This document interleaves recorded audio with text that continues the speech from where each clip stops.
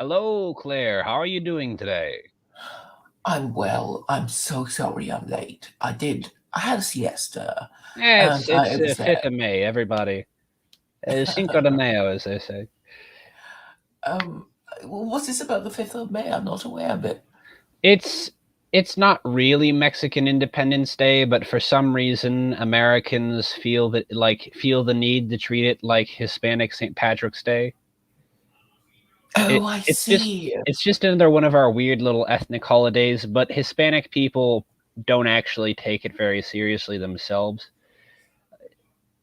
I see. Because they're not really truly independent of America. Okay.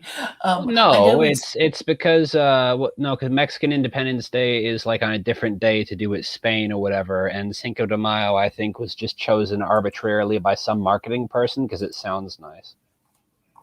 right. I I mean, they believe it's an seem to like having artificial. it in May or summertime. I mean, yeah, it's sort of a I don't know. It's like I think that it was like it happens during May, just sort of because it's late Labor Day spring. kind It's of well, thing. oh, Labor Day. Oh yeah, no, it's I yeah, that too is what's isn't trying to think. Uh, It's 16th of December. I've just looked it up. hmm. For Mexico, but it was definitely Independence Day for Israel because I streamed with somebody talking about it who just Oh, well, yes, attended his thing. I believe that I caught that stream, or no, because you said you did two streams the other day with Jewish people, didn't you? Yes, the one before that was also well with a Californian, Ah, a Californian too. California. Ugh. I used to live in Illinois, and there were you could always tell the sort of the immigrants from California because they all had the same like even if they weren't gay, they still had a lisp like they were gay. Like they would Oh, still talk with that fake lisp that gay people usually do. can you imitate it to give us an idea of the way they ask a question at the end of a sentence? Uh, oh no, that's sort of an old thing. It is sort of like that, you It's know. a Valley Girl thing, isn't it? Yeah, it's sort of the Valley Girl thing, but that's a little bit older. That's more something from the '80s. It's still about, but sort of sandwiched on top of it is this sort of this soft way of speaking, sort of lispy way of speaking, stretching out the S's slightly and putting S's instead of the TH. So you'd say, oh, that's not, almost like snake talk. It's Oh, I haven't uh, noticed that in Californians. Well, well, neither of them did. what's it? It's like if you want a good example of what the modern California accent sounds like, is what you want to do is you just want to look up like a like I think I'm trying to think who was it? Guy played Peter Pan and Hook, played the genie in the original Aladdin movie.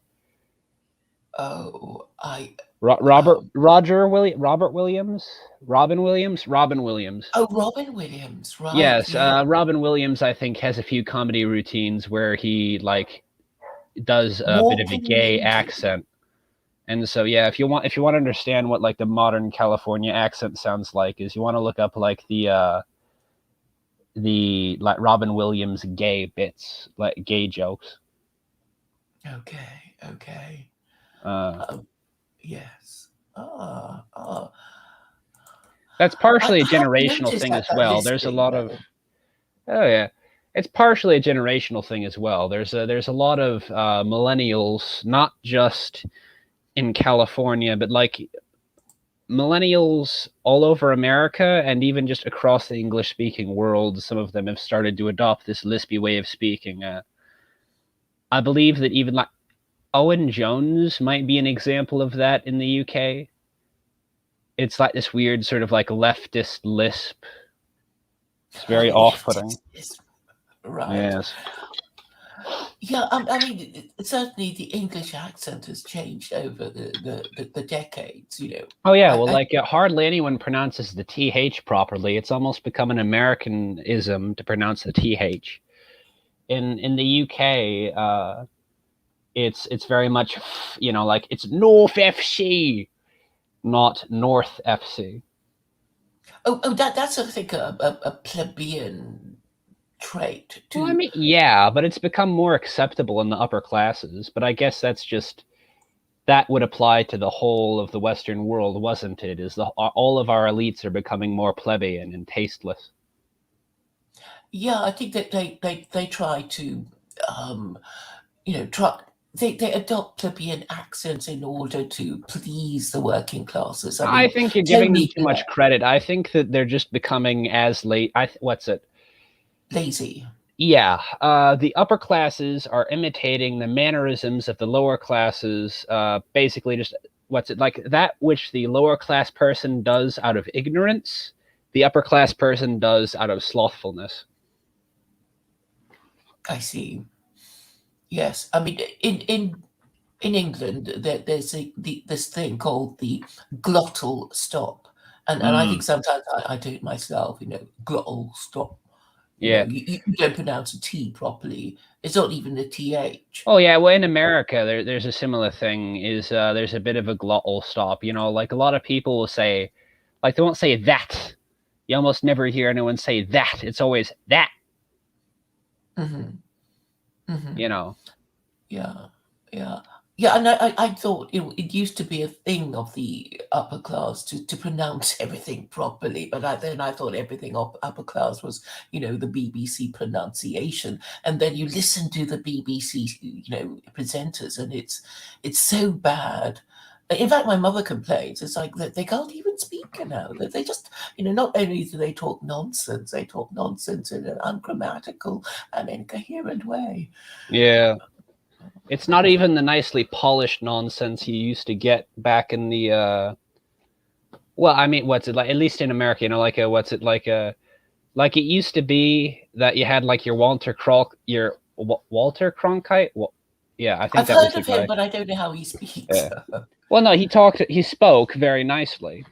It was sort of the American version of the BBC accent. I would say it was sort of very flat, almost bland accent that was very authoritative and very easy to understand, no matter where in the country you came from. Uh, you know, uh, Shall we play a little about it? oh yeah, you could get some Just Walter because Cronkite I'd on. love to know I think I know what you mean, but it's nice It, to hear this kind of authoritative voice, and I actually have yes. more to say about the subject because it's like, oh, and this and that and whatever about all the fake automatic voices that you hear, and you think, why do they sound like, why did they choose this particular voice, and these, and I think I know now. So Why is this that? Well, is what's your guess?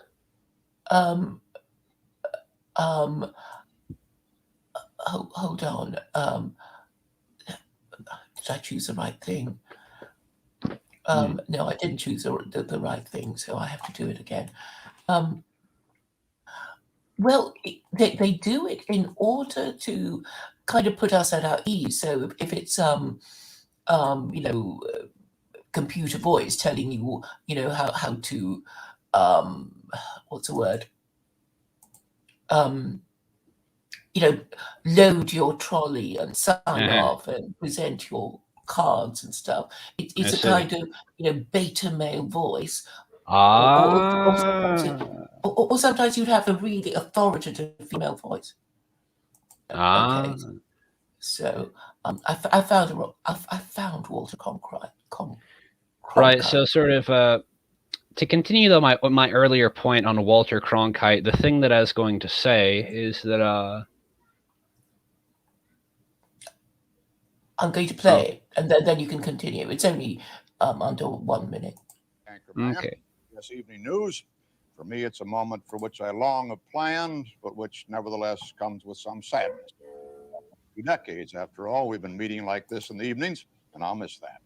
But those who have made anything of this departure, I'm afraid, have made too much. This is but a transition, a passing of the baton. A great broadcaster and gentleman, Doug Edwards, preceded me in this job, and another, Dan Rather, will follow.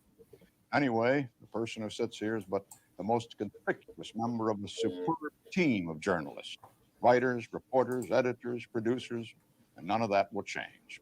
Furthermore, I'm not even going away. I'll be back from time to time with special news reports and documentaries, and beginning in June, every week with our science program, Universe. Old anchormen, you see, don't fade away. They just keep coming back for more. And that's the way it is. Friday, March 6th, 1981. I'll be away on assignment, and Dan Rather will be sitting in here for the next few years. Good night. This has been the CBS Evening News with Walter Cronkite. Yeah. So I would say that was probably a very good example of the American version of BBC English, you know. It's mostly pretty flat, pretty plain, understandable, neither distinctly upper class nor lower class, but occasionally for rhetorical purposes, you know, is what he'll go into something that sounds a little bit folksy, you know, like at the end he said, you know, it's like old what's it was it like old TV hosts don't fade away, they keep coming back, you know. It's like the way that he said that was sort of noticeably more folksy than the way that he said everything else, and like that's just sort of a typical Americanism is to what's it to kind of tip his head at the working classes yeah, but of course people. I would yeah, but of course it's like what's it like all this sort of stuff is like a lot of this stuff, it occurs to me, is probably like just changed a bit over time, you know, because like what's it like the funny thing is like back when America had a more posh upper class, we also had a like our lower class was sort of also more posh, or at least like there was sort of a, I guess in England you might call it like house proud or whatever, you know. It's like poor people in America used to, like, we used to have a phrase for it, was like, oh, no one's really poor in America. They're just temporarily embarrassed millionaires, you know. It's like that used to be the way that the lower classes in America thought of themselves, and it hasn't really. Well, I'd say there's been a bit of a decline in that maybe since the 60s, sort of since welfare, but like I think it really sort of went off the cliff after 2008 with the with that particular recession. Yeah, I wish I could. Well, even if I had access to that YouTube channel that I'm thinking of, it's probably been deleted because of repeated copyright strikes. But what this channel used to do was feature interviews of people in mental asylums. Oh, that sounds pretty neat. Yeah, it was really interesting. It was in black and white, so it was, you know, the 1950s, and there were all these, you know, people who were in mental asylums, and they were so well spoken. And you know, it's like this woman, she's, you know, very promiscuous. This man, he's obviously, you know, have some kind of, well, he's attacked people or something, and there were all these people with their mental health issues, and they spoke so genteel. They actually the psychopaths of the past spoke better than the politicians of today. I know, and I thought, oh my God, that's terrible. And you may be able to find, you know, instances of this still, but it bowled me over about how much sense they made and how well spoken they were. Yeah. Well, it reminds me is, you know, like when the Partygate stuff happened in the UK, which you probably know even more about it than I do.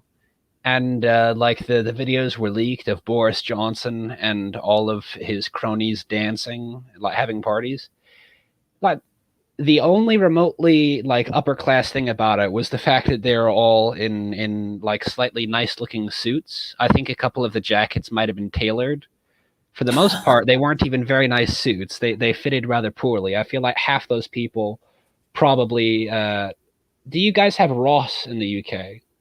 Ross Dress for Less? No, but I think that there are. I think Marks and Spencer's has had off the peg suits. Moss Ross is that an American thing? That I've heard of that, but I haven't seen any of that anymore for ages. Well, anyways, as I was saying, you know, it's like in America, there'd be a bit of a joke about like, look at all these politicians probably bought their suits from Ross Dress for Less. Anyway,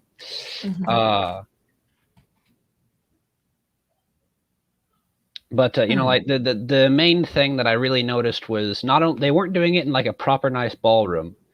They were having this party in like a terrible looking modern. Well, not just modern. It almost looked like a dated like disco place from the '60s. And the music was just like the most bland like techno pop you ever heard. It wasn't like any proper. It wasn't any like these were people who could afford like a full string band, but they just had like a DJ just doing like wicka wicka wicks. You know, and it's like, that nabbit, if they're gonna be wasting people's tax dollars, couldn't they at least do it in like a classy way? Yeah. You know, these are people who could have, but I can't imagine what it must have been like.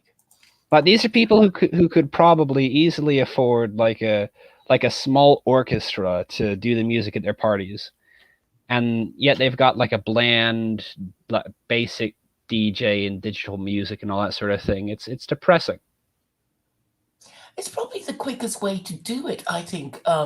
Just so you I mean, time the preference. same thing is for weddings and the tune and whatever. I mean, nobody knows how to ballroom dancing. That really is totally a thing of the past now, isn't it? Dancing classes. It's depressing. You know, it's like, dang nabbit, not even like.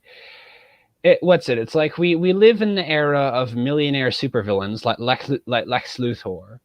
Except at least Lex Luthor knew ballroom dancing and stuff, you know, like none of the evil elites we have today are even as intelligent as that, you know. It's depressing. Yes, even the degenerates are too degenerate to sound convincing. Yeah. So, yes, the lowering of standards. Speaking of which, I don't know how you feel about your Supreme Court. I'm afraid I'm afraid I didn't do the reading required. I was going to read Roe and Wade, and I'm afraid I. Oh, that's fine. I didn't do terribly much reading right now anyway, and well, even though I believe it is what you named the stream after, I don't expect to spend too much time talking about it because my whole feeling towards the current Roe versus Wade controversy can basically be summed up as.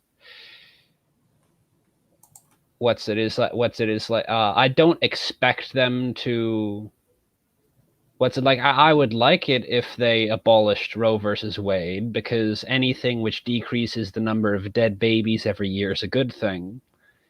But I don't expect them to. Like, it'd be a very pleasant surprise if they did.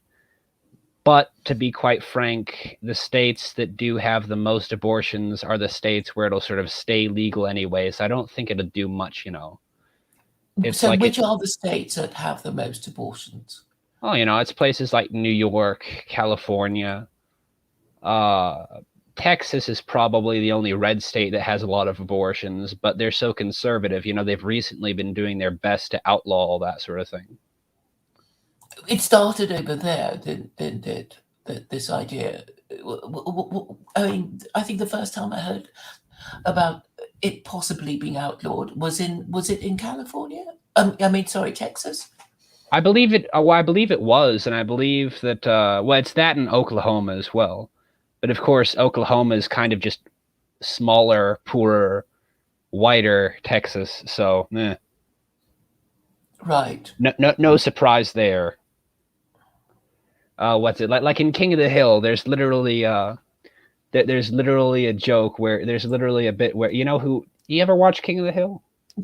Yes, I used to, but I wasn't sure in which. Well, there's this one episode where Hank literally says, "No offense, but he's from Oklahoma." Okay, it's like everything. Yeah. It's like it's literally like Oklahoma is to Texas as Mississippi is to Alabama.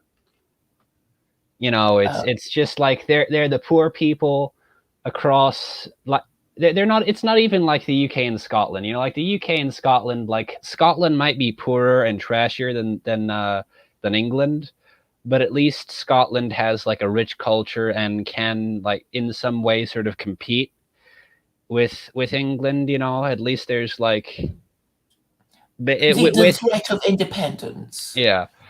Whereas, like with Texas and Oklahoma, it's not even a contest. It's like there's not even like a rivalry. It's more like just Texas has a bit of pity for Oklahoma, and Oklahoma has a bit of resentment for Texas. Okay, looking down its nose at them.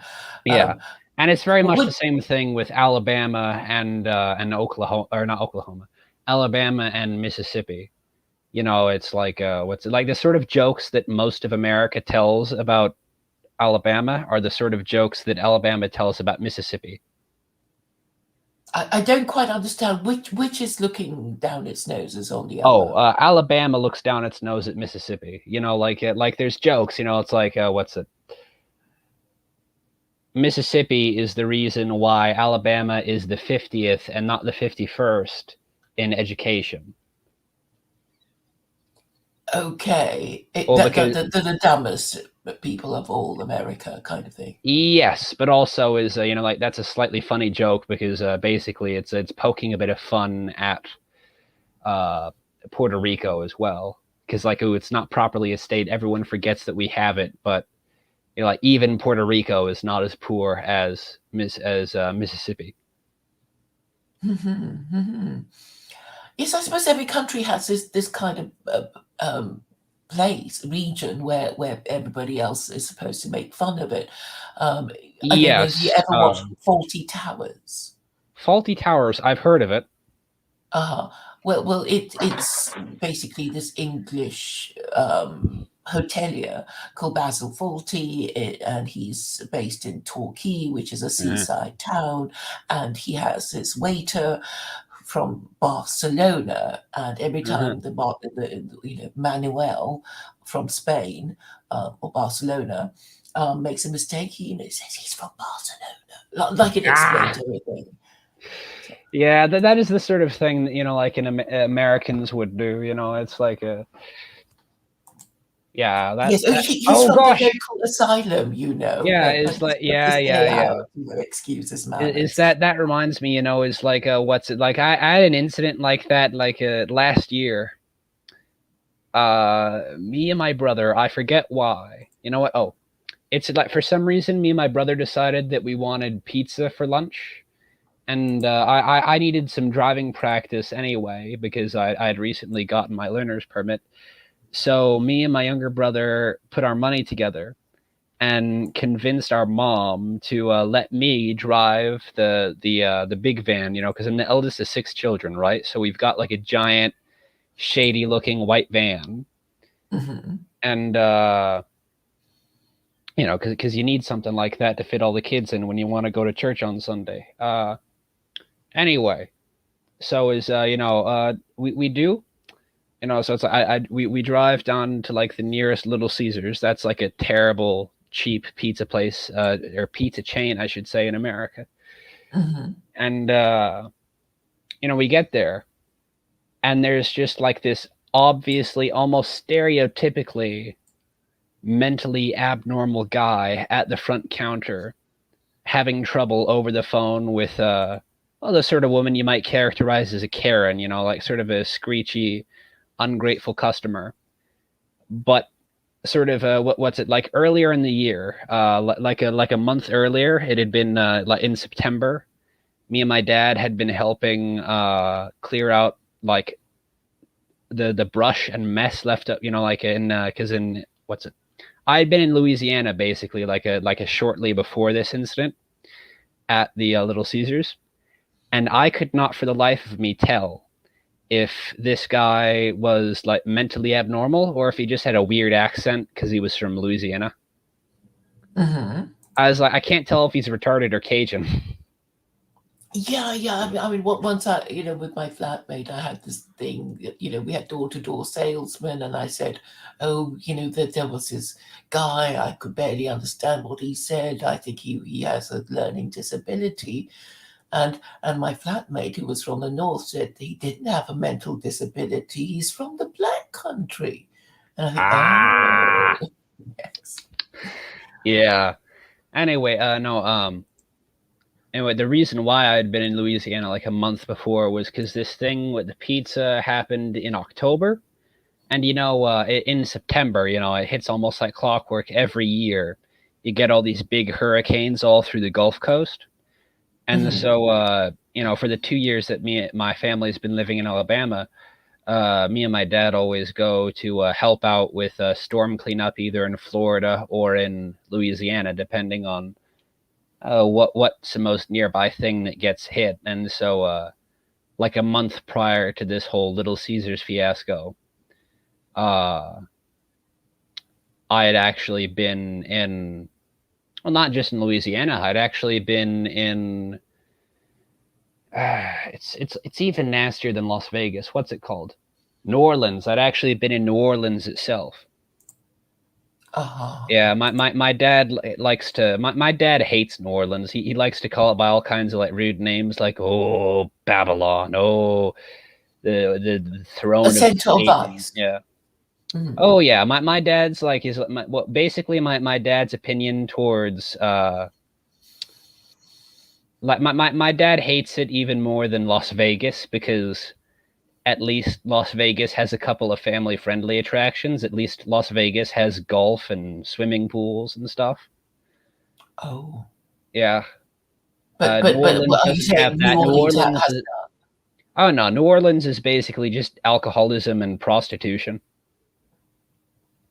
Which I thought it was still nice, but I've never been, but I have been to Las Vegas, but not New Orleans. I don't know. It was right after a hurricane, so I didn't see all that many unsavory billboards. But my dad did say is like you really should be normally when there's not been a giant storm, this whole city would be full of all kinds of unsavory billboards for like whorehouses and strip clubs and things. And so that was sort of interesting. It's like, did God specifically target certain advertisements with the because that's another bit of a joke. It's like the reason why it's always New Orleans that gets hit every single year like clockwork. It's like God's disappointed with those people.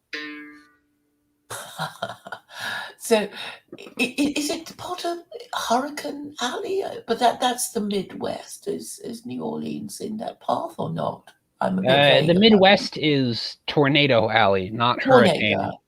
Yes, no, the hurricanes all happen in like the Caribbean Ocean and in the Gulf of Mexico, and New Orleans is nearby to that. New Orleans is actually on the it's on the New Orleans is where the Mississippi River, which is the second largest river in North America, I believe it's like the fourth largest river in the entire world, meets with the Atlantic Ocean. It's where the Mississippi River pours into the Gulf of Mexico, which later, joins up with like the Caribbean, obviously. Anyway, but it's actually like several feet below sea level. So they've got like giant dikes and things built all around, and occasionally, the larger part of the city will basically be flooded out because like because it's a terribly corrupt, crime-ridden city as well. Because those sorts of things outside of the Netherlands, those sorts of things tend to go hand in hand with prostitution and stuff. Yes, corruption and all that. Yeah. Yeah, so like as a result, the dikes are basically constantly crumbling. And so occasionally, you'll have like major disasters where half the city is 10 feet underwater. Well, yes, I can imagine, because routine maintenance is the first thing that gets neglected because corrupt people don't see the harm of it, I guess. Yeah. That doesn't tend to happen they can cut too corners. Oh, yeah. Anyways, so this is a bit of a lovely talk, but is there a point you'd like to make? Because I've just been, you might have heard some slight twanging in the background. I've just been looking at this cigar box guitar that I finished making recently, and I'd really, really like to show it on camera. Oh, please do, and perhaps play a tune for us. Oh, I don't know. I know a couple chords. I don't know any proper songs yet. How do I turn on my camera? There. You can see these posters behind me belong to my younger brother. And then this it's a is square guitar. well, yes, it's made from an old cigar box. And you made it yourself? Yes, this is actually number 4 that I've made so far. Wow. Would you like to see the original? Yes. Does it play tunes? I mean, is it properly? Well, yes, it functions. It's not just a wall hanger. This is the original. This cigar box actually belonged to my grandfather. Wow. It was originally just made out of cardboard, so I had to fit a smaller wooden box inside of it, which was a slight pain, but, well, it sounds nice, if slightly quiet.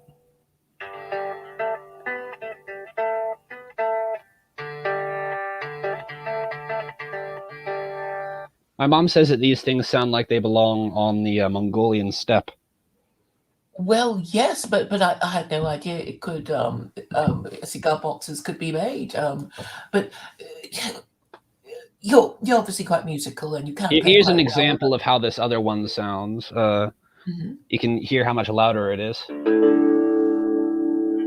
Deeper. Yeah, well, not just deeper. It's also, I measured the decibels. It's also considerably louder because the box, it's more solid. It's not got the soft cardboard interfering with it.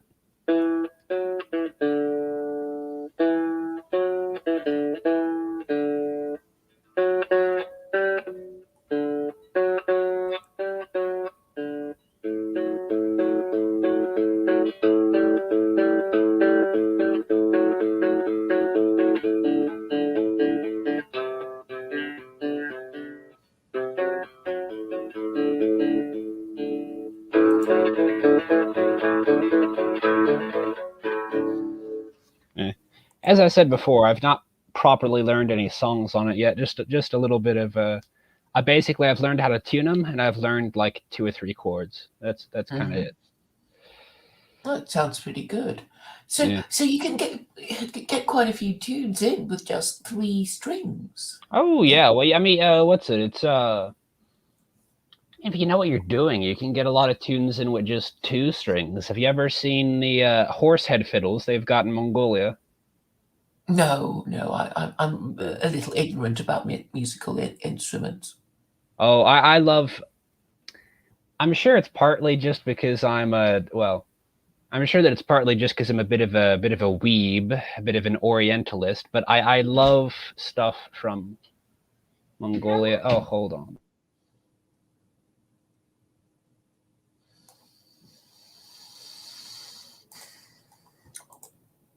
Oh, what a shame. If I hadn't been so late, we would have got in a bit more conversation without interruptions from his brother.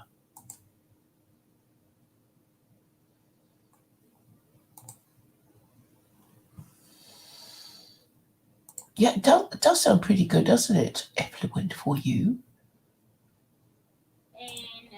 Sorry about sorry about that random pause there. It was actually my younger. Well, it was my much younger brother, not the one that usually causes problems. Okay. Oh, good. We can continue then. Yes. Also, thanks F. Thanks for the compliment on my guitar. It'd probably sound a lot better. Well, for one thing, if it was properly tuned.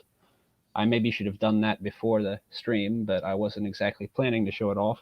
And for another thing, it'd sound nice if I actually knew how to properly play it. I don't really know that yet. I just know how to make them.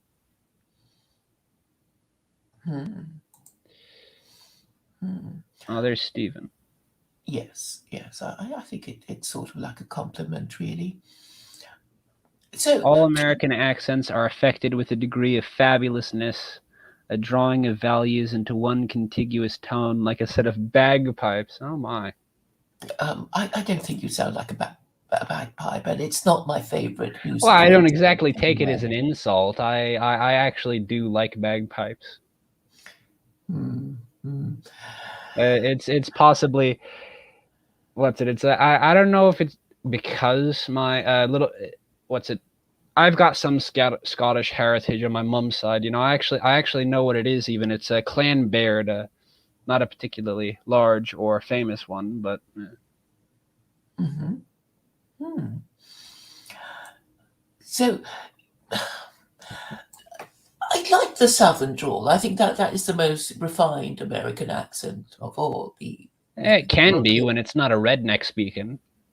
Okay. Yes. Yes. So I suppose I'm thinking of old movies like Gone with the Wind. Yeah, you're literally thinking of like the what's it? Because the reason why the South has a more aristocratic culture, or at least it did in the past, than the North is literally because of it's literally because basically like the cast off royalty from Europe would move to America. Yes, and they would be the landed gentry of America at the beginning, anyway, until they yes, lost the Civil War. not the you're thinking of the. Well, I guess the Civil War, yeah, but also is like even before that with the Revolutionary War, of course. That there was a bit of a cast off of the old of the old European connections from the Revolutionary War, but the sort of Southern American gentry got cast off even more after the Civil War. That is correct. Yes. Yeah, I think the Victorians had a similar fight amongst the establishment. It was called the Corn Laws in 1845. So that was a time when, once upon a time, the rich people owned Yeah. land. I mean, the potato famine wouldn't have happened if the Irish had been growing more than one cultivar of potato. Because in Peru, for thousands of years, they've subsisted off of almost nothing but potatoes, and they never had a potato famine. Would you like to know how they achieved that? Yes, please. They grow nearly 1,000 different cultivars of potatoes, some of which are poisonous unless they've been freeze-dried in a bizarre natural process that can only be achieved in the Peruvian mountains. Uh-huh. Anyway, but basically the reason why this is important is because when you've got like 1,000 different cultivars, and each farmer grows like between 10 and 100 of these cultivars on his farm. Cultivars, what does that mean? It's like the plant version of a breed. Like how with dogs, you've got breeds of dogs. With plants, you've got cultivars. Right. So what, a farmer would have 100 different varieties of potatoes? Yeah, sometimes. It depends on the size of the field, obviously. You can only fit so many individual plants into a field. If he's got like multiple acres, he might be growing like nearly 100 different types of potatoes. But if he's only got like half an acre, then he'd probably only be growing like 10. Right. He'd probably have like one row of each. I see. So, and the purpose of because they obviously taste different, and people like different potatoes for different kinds. Yes, but it's mostly, for the most part, it's not that. For the most part, it was just pure practicality. When you've got like 100 different types of potatoes, a disease is obviously only going to affect one or two of them. Ah, that's a reason. Yeah, so if you get a blight, if a blight sweeps through everyone's field,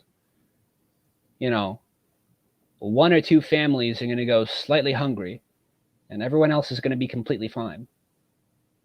No one's going to starve to death.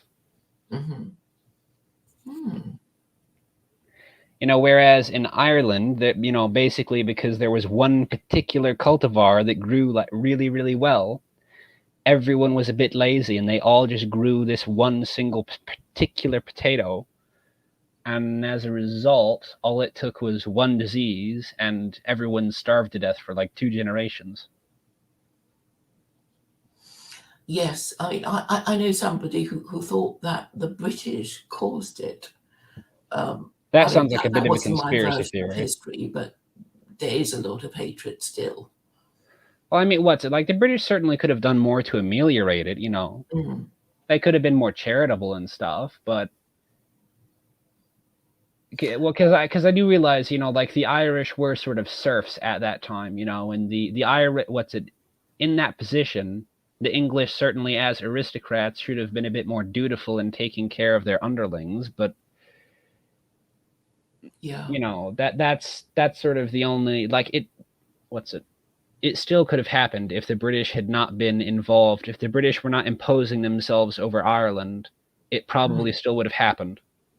Yes. Because it was a natural disaster caused by basically under diversity. Yes, yes. And I think a lot of people seem to forget that, a lot of English people seem to forget that, Ireland was their first colony. Yeah. And there were lots of, Scottish-English wars. So, and then... Well, the last colony in many ways as well, it's like you're probably going to lose control of, it's like you're probably, like Northern Ireland is probably going to stick around longer than anything else. Yes, yes. And the differences that used to be achieved through, one being Protestant and the other being Catholic are no longer, they no longer apply because... freedom of religion and stuff. Well, I don't think it is. I think it's just a blandification of these religious differences. I mean, once, obviously it mattered a lot. It could be a matter of life or death, whether you were Protestant or Catholic. And then, over the centuries, people, once people stop believing, then, one thing is as good as the other. And it's just a matter of which church you want to go to. And that might be true, but I think that's a uniquely European way or old world way of looking at the thing. Like in America, we had it for ages and ages that people were deeply religious and had these sort of deep-seated convictions in their religions, but they were still able to cooperate because the sort of the super identity, the super religion of Americanism was basically just able to sort of hold them together. What's it like? I guess is maybe a good way of describing it. American. Yeah, it's like it's a slightly vague identity. It's a slightly soft identity. It's purely ideological. It has nothing to do with race, religion, creed, etc. But it's like, I guess it's like, like to it worked as long as we believed in it, and it sort of only stopped working recently because we only stopped believing in it recently. Well, yes, I think national identity should subsume any religious differences because, it defines you more in more practical terms, in terms of a passport, and all that goes with having one or losing one. So... yeah. But also it's like, what I think a good way of describing it really would just be that like being American was almost a religion in and of itself, and then being Protestant or Catholic or non-denominational or Jewish or anything, all this different stuff basically just fit in as like subcults within the super religion. Yes. Yes. And I think that's the sort of thing that can almost only work in America. Well, I mean, what you've described is sort of nationalism, isn't it? Yeah, I suppose, yeah. Our national identity, the biggest identity we can think of as people living in this land is being, the nationality of our passport, rather than, our and I think any society would work better because you would get more cooperation than, if you just broke yourselves up into racial or religious groups or whatever. Yeah. And you know what that sort of reminds me of the thing is, you ever seen Thomas Sowell, and his sort of take on the, like, his sort of opinion on black people in America? And I have watched a few videos, yes. Well, anyways, it's like probably my favorite Thomas Sowell quote is, and I'm paraphrasing very strongly, but basically he says it's like black people are basically just chocolate-coated rednecks. It's like they've got, or they're kind of just like rednecks that live in the city. They've got all the same social problems as rednecks, like drugs and crime and welfare and stuff. And back before the 60s, back before welfare, they had all the same sort of cultural strengths as rednecks. They went to church every week. They were most often, they were more often they had low rates of divorce, low rates of fatherlessness. They struggled a bit with alcoholism, but not They tried to terribly. remain respectable. Yeah, they were poor, but they were the working middle class, basically. They were entrepreneurial. They were always trying to better themselves, and they weren't the most educated, but they wanted to be educated. Yes. It was very much this sort of classic American way of thinking. Like rednecks and black people both in America used to think of themselves as temporarily embarrassed millionaires. And welfare, unfortunately, has been, such a bad thing for so many people, and it's created a resentful class because, it's difficult to get out of it because you can't say no to all that free money, and all that free Yeah. money makes you lazy, and it's a vicious cycle. Yeah, well, it's basically a failure of the elites. It's like, what's it like when you're a parent? You've got to be able to Tell them off. Yeah, you've basically got to be able to wean your kids off of the financial teat, and it's a similar thing, being like the head of a nation, and Yes. we've sort of just failed to do this in America. And politicians fail to do it because they know that if one party told off the other part, anyone, the other party would say, there, don't let me, Democrats, hurt your feelings. We're going to vote for us. And therefore, Washington was right when he disapproved of political parties. And so this one party state idea of mine isn't just an idea that the Nazis or the commies would have. Well, I Was think that's only a Washington's partial idea. solution, though. I think partially also is like I think that we need to have like a less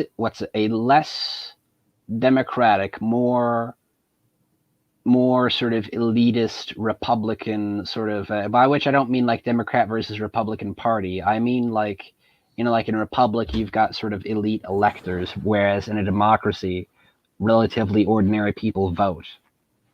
Oh, you mean the Electoral College? Not just that. I feel like I feel like so far as ordinary people do vote, it ought to be, like maybe they don't have to own land, but their overall property has to equal, like roughly the value of an acre of land, let's say. Or they should be net contributors. They should be yeah, paid. Yeah, they should yeah. be. That's how I put it. But yeah, I think there are lots of structural problems in the UK. But like not just that. I was also going to say it's not just they need to be net contributors financially, but also like genetically as well. I would say, like you need to have at least 3 kids, biological kids, before you're allowed to vote. Or else, like if you're not a contributor biologically, but if you're a contributor socially, like maybe you've got to adopt at least 4 children, if you're infertile, before you can vote. Yeah, you need to be a parent. Yes. Of children. And I feel like something very similar, perhaps even stricter, ought to apply to the elite classes. Like you ought to own so many acres of land, have such and such an income to be paying so much in taxes, and to have like maybe like 10 children or something before you're allowed to run for office.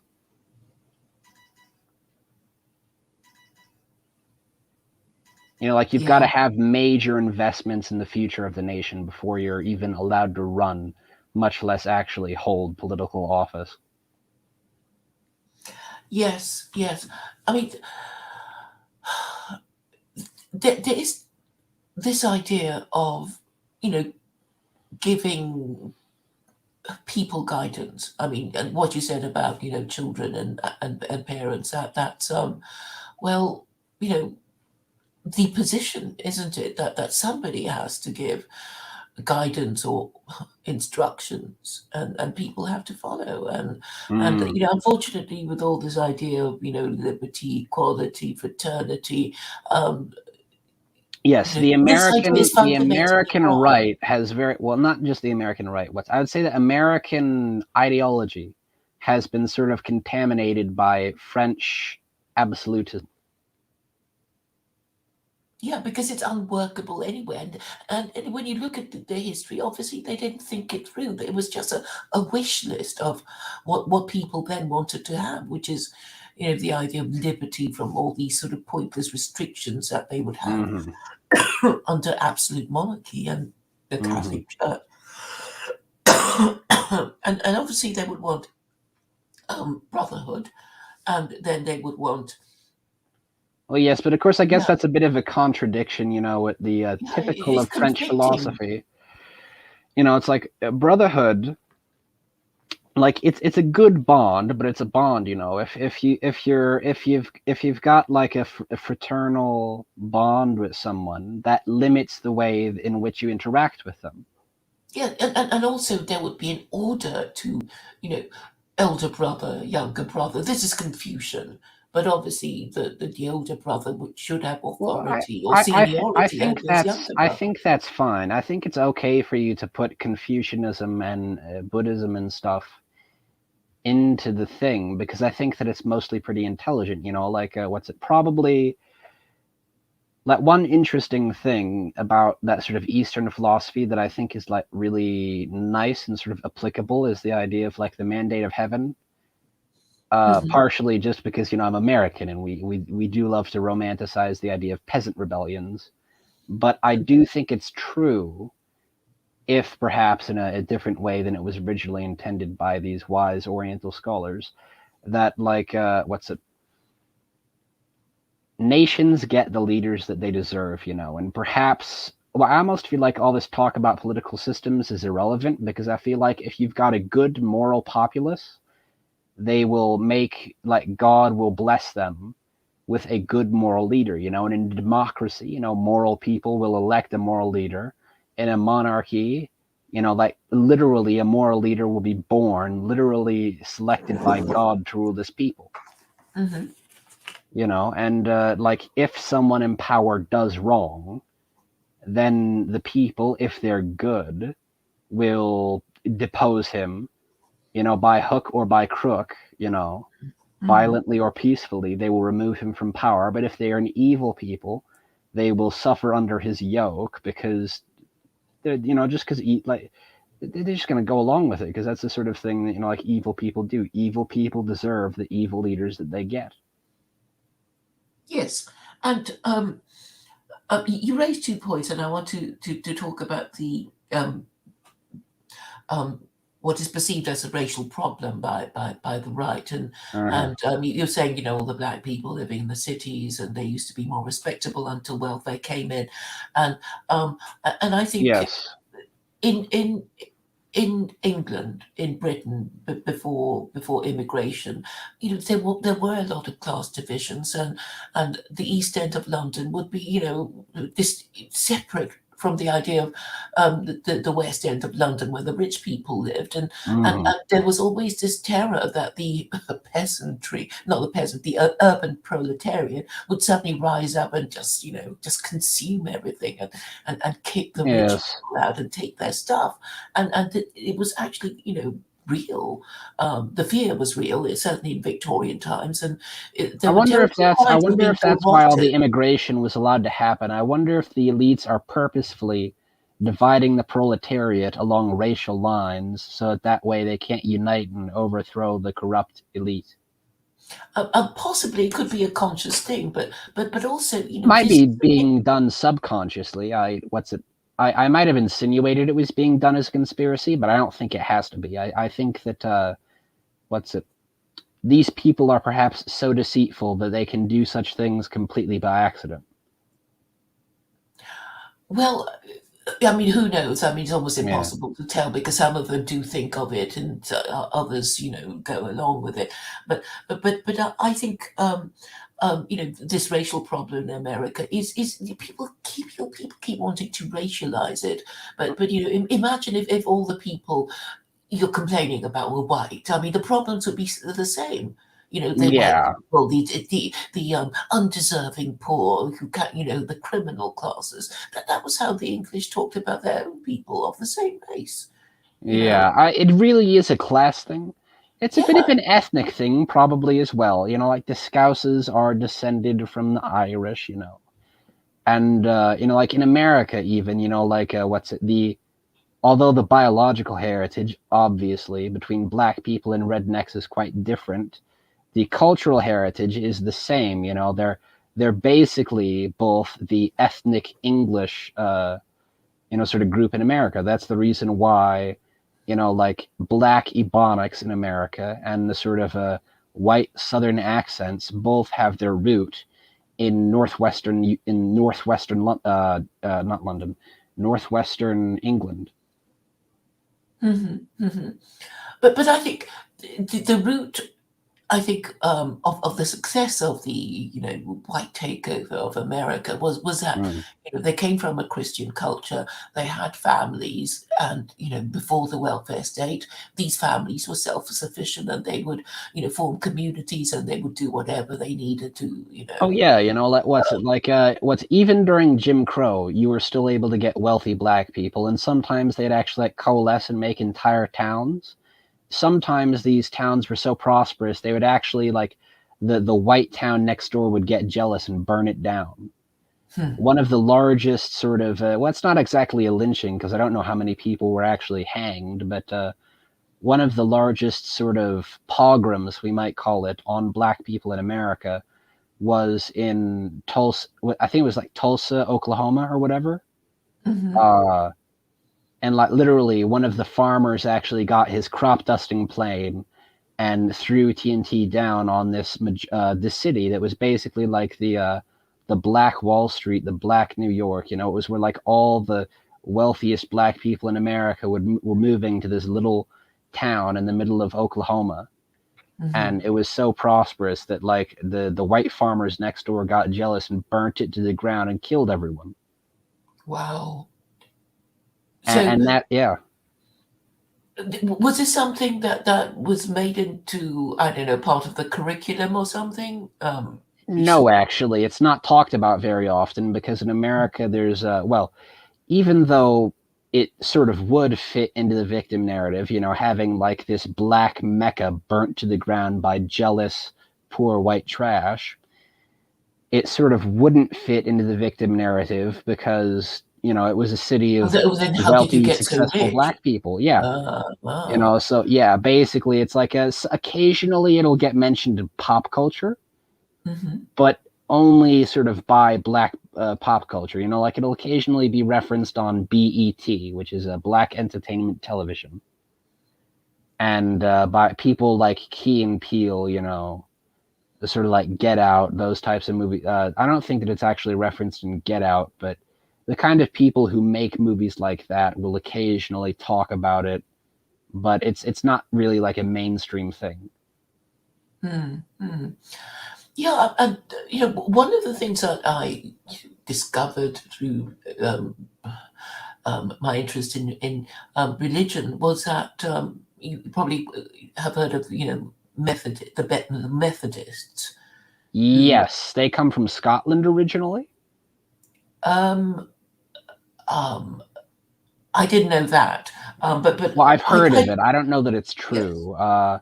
I know that Joseph Smith, the founder of my religion, whatever, is his family had been Methodist before he had all of his revelatory experiences. And so, as a result, actually, my church was counted in government paperwork for decades, or for nearly 100 years, as like a weird sect of Methodist. Yes, I mean, I associate it with being working class, and it came up when during the time of industrialization, when the peasants were moved to the sounds typical of Scotland. Well, it is associated with George Whitefield and John Wesley and Charles Wesley, who were the leaders, and basically, these working class people, they didn't have a church, nobody cared about them, and Wesley began by preaching to them in the fields, outside Oh these yeah, cities. and that actually, yeah, that's also, I'd say that's very characteristic of like the sort of American ideal of church. Hmm. And one of the things that shocked me was that he had his. I mean, he always wanted to be part of the Anglican Church, but Mm-hmm. he concentrated on the working classes who had nobody cared about them, Uh-huh. and this wasn't even mentioned to me when I was, learning history properly. Yeah. But then I realized that, his meetings. I mean, he would go up and down the country, and then he'd have his meetings broken up, and his followers killed. And I Mm-hmm. thought, well, what did he do wrong? He's just trying to help the working classes. And Mm-hmm. then I connected this with what I knew of the British National Party, who would have their meetings broken up and threatened by violence, and I thought, what it didn't seem that scary to me what they were doing. And then I realized it was, they were afraid, the British political establishment were afraid that Wesley would, lead the working classes and topple the aristocracy. And that was why they always hated him, always Yeah. excluded him, and made him feel a freak. Yeah, that certainly explains. Yeah, that explains why the Methodist Church became such a big thing in America. That literally, like, that was literally America's entire job for like virtually 100 years, was all the weird little Christian fundamentalist sects out of Europe would come here. And fight out with each other. Well, I they did a think. bit, what's it like before America became an independent republic, that was very much it, but then afterwards, it's like, all right, we could have a bit of freedom and we're going to cooperate with each other. Except for the Catholics, we won't be nice to them until the 1930s. Yes. But eventually we'll all, yeah, we're all going to cooperate and be nice and it's like, what? Because at least we're not British. Yes, the hatred. I mean, I didn't realize how Yeah. much the English were hated, because occasionally I'd be mistaken for being English by the Irish. It was like the blasts of hatred. Oh my God, I didn't know. I didn't know Yeah. how much the Well, English wait were a minute. hated. Because you said before, it's like, are you Chinese? Yes. Okay, so I feel like from your voice, certainly, because you don't have like an accent at all. So I can understand how, like, if they're just hearing you talk, an Irish person might mistake you for English. But if you're at all like an ordinary Chinese person, I don't see how they could make the mistake from looking at you. Yeah, but yeah, I guess we have all these sort of different badges of identity, Yeah. and it depends on which one people want to grab on and focus on and hate you Yeah. or love you because of it. Yeah. And, but yeah, I Yeah. mean, No, it's all like, it's not like America was so peaceful, from the beginning of its history. It's just been wars all the way, and settling, and oh yeah, killing we've had people. like 30 peaceful years in our entire 260-year history. Yeah, so 30 of them were not at war. mhm. Yeah. Yeah. And so it's continuing, and I know people sort of think, oh, it's the end of the world kind of thing, but it's like, Mhm. oh, well, look, it's like lockdown, and in Europe, it's like, why are you making this fuss about the flu, when you had a Mhm. bubonic plague and you survived it, and it's just so crazy. Well, the old saying about weak men and bad times. Yes. Yes. And what you said about people deserving the government they like, and this is in a way to do with religion. I mean, I go on about the no hide laws, because I think, Yeah, I you think know, my only doubt with regard to that is perhaps North Korea. Like, I understand is like, what's it like, that very much seems like a modern example of the sins of the father being visited upon the son for 7 generations, because I don't think that the what's it like, it seems to me that the modern people of Korea, like these are not the people who engaged in the original revolution, so it seems a bit unfair that they should have to suffer under the iron fist of Kim Jong-un, but well, I suppose it's just a natural cycle of things, isn't it? It's pitiful. It's horrible. Yeah, I mean, I've been told that it's not as bad as people make it out to be, and that there's always this negative propaganda about how bad things are in North Korea, and look at these pictures, it's all right, that they seem quite happy. So we don't know because, Yeah, it's literally I think the the hermit West state, wants to sneer at any other form of government that isn't liberal democracy. I personally just choose to believe, maybe not the official narrative, but I choose to believe like the defectors we get out of North Korea. Yeah. And, I don't necessarily believe when the federal government tells me, oh, North Korea is so terrible, but I certainly do believe when we get like these, like these, like very sad, like 4'9" women that are like terribly skinny, traveling around the world talking about how, yeah.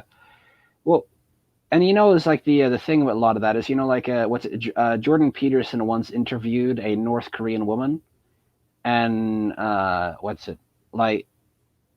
she escaped the country when she was 13, and her mother was like 30 something, and they had to lie about their age to get into China because basically their strategy was that they were going to work as like prostitutes or whatever, because the prostitution services are the only people that are willing to hide North Korean women. And so basically from the time that she was like 13 to the time she was 16, and her and her mother both had to lie about her age, like she had to claim to be much older than she was, obviously. And her mother had to claim to be much younger than she really was in order, they had to claim to be sisters in order to get like taken in by this company and all kinds of horrible, grisly things. And, and she was talking about like before that, when they'd been living in North Korea, like, there was so little to eat that the children would literally go into the fields to gather up bugs, and they would roast them with like a butane lighter, all kinds of stuff. Are you watching the screen of these North Korean traffic ladies? I think that's sort of it's unique to North Korea. And, this is what the British police used to be like in like nearly 100 years ago. They would literally march on a beat in order to save time. Right. But I suppose pretty traffic directors is unique, I think, to North Korea. Yes. Also, again, is this might be a slight example of the old propaganda. Is just sort of like what's it like? The average woman in the forces probably looks considerably less appealing than the women that they put on all the propaganda. With the Jewish military, you've got like a huge number of female soldiers, and they always select the most pretty ones for the posters and the ads and stuff. But when you actually see like videos of all the ladies on march, half of them look like angry lesbians. Yes. I mean, I've seen pictures of the female army in China, and I think that they're chosen, just because they look good. Because when pretty ladies march, But of course, it's not as if it's very hard to find pretty women in Asia. In China, perhaps, but that's just because of the old one-child policy. It's hard to find a woman in China at all. I guess I wouldn't know. No, that's a bit of a joke. Sorry that it fell flat. Huh. Maybe I wasn't listening properly. Well, no, is the thing that I was saying is like it's not exactly hard to find pretty women in Asia. Then I said, well, actually, it might be hard to find pretty women in China, but it's pretty hard to find women in China in general. because of the one-child policy. Women are outnumbered like crazy by the men. levels of more over. I don't know how many more million men there are in China than there are I women. think there's like 13 million more men than women. Yeah, and that's why they had to, give them gay rights. That's also why they send them off to work in Africa. It's like a huge number of Chinese men end up marrying women in places like Uganda, partially just because that's the country where they work. Because there's hardly any jobs in China anymore. But also just because there's no women in China, and also because it's just easier to get permanent residence in a lot of these African countries. Have very strict border control. You can only get in if you marry a local, and yes. So there's a lot of race mixing going on, and people do it not because I don't think that they want to do it on purpose. It's like, well, if this person of a different race is the only one prepared to marry me, who am I to say no? Well, yeah, but also they're Ugandans. They're a forest people. They're fairly short. They don't look much different. They're of a similar physique to Chinese people. They're just black because it's tropical. It's like it's not a total mismatch. It's not like these. It's not like Kenya or something where everybody's about 7 feet tall. Mm-hmm. Well, then you get a kind of sort of medium height person, but I only discovered recently. I noticed recently that if you're thinking about on the matter of race mixing, God, if he exists, only frowns on race mixing between Jew and Gentile. I mean, yes, I'm aware. I'm aware of the Old Testament. I've read it. Yeah. Yes, and okay, I was kind of aware of it, but I was thinking, that really, that's the only. Oh, but actually, what that reminds me of? Like my favorite story from the Bible is I forget what book it's in, but it's when Miriam, I think it's like Moses' sister-in-law or somebody, gets cursed with leprosy because she was racist to one of Moses's 3 wives. Mm-hmm. Because she wasn't Jewish. Well, no, not just because she wasn't Jewish, because she was black, specifically because she was Ethiopian. Oh, right. Yeah. A Midianite, wasn't she? Yes. Mm-hmm. I didn't know they were black.